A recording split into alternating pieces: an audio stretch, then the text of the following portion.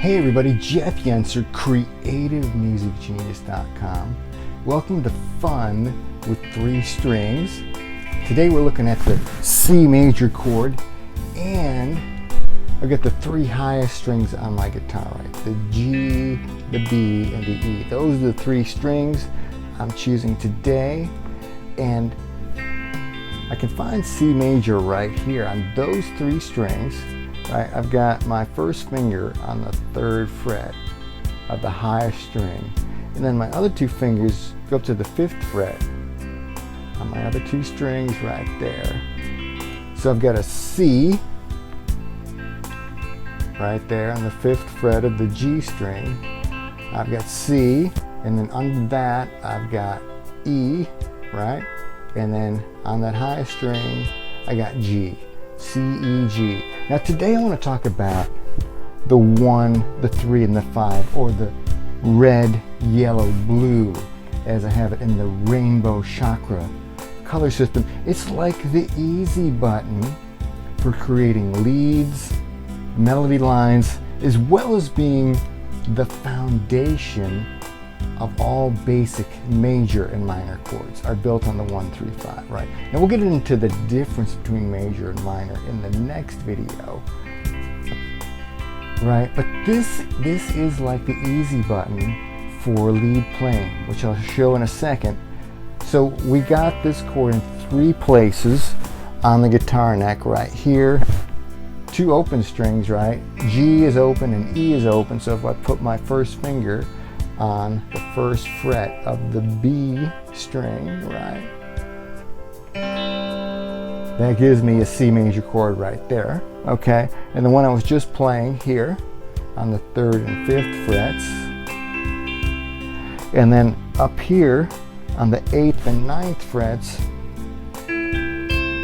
I've got another C major, right? I want to focus right now on this position right here. 1, 3, 5, right? C, E, E, and G. C, E, and G. Now, here's the C major scale, right? Now, I used to play lead with scales all the time, right? It's like, what key are we in? Okay, there. What's the scale that goes with that? But it's so much better, sounds better, and it's easier to play to focus on the chord tones, right? Which are these notes right here. In the case of the C major, C, E, G, right? Those are the chord tones.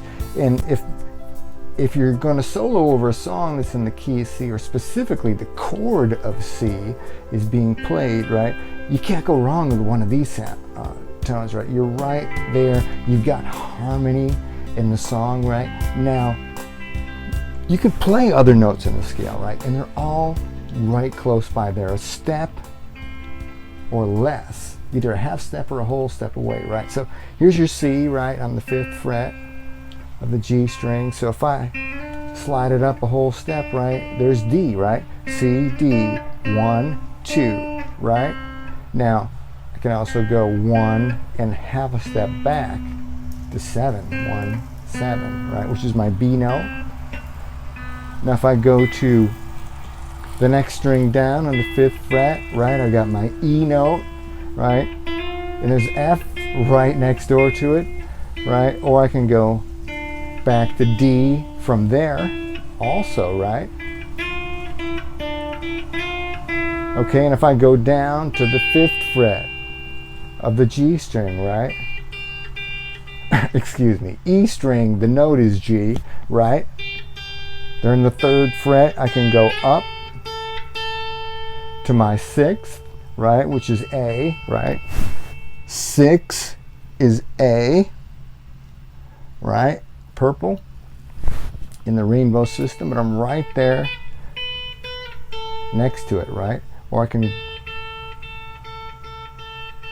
drop back from G to F, which is my 4, right? So I've got multiple places where I can easily reach any of the other notes in the scale, right?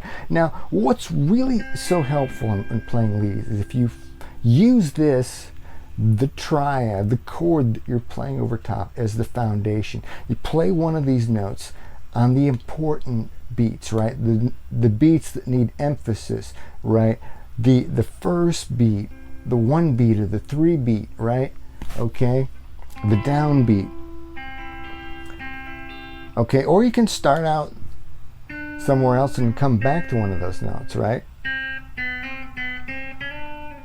You can make little phrases out of each one, but it's the foundation, right? You're playing, you can't go wrong with playing just the chord tones, but if you want to add a little frill and a little flavor, you include these other notes of the scale and you come back like a home base, like a foundation, right, is the chord tones. If you change to another chord in the song, then you focus on those chord tones, right?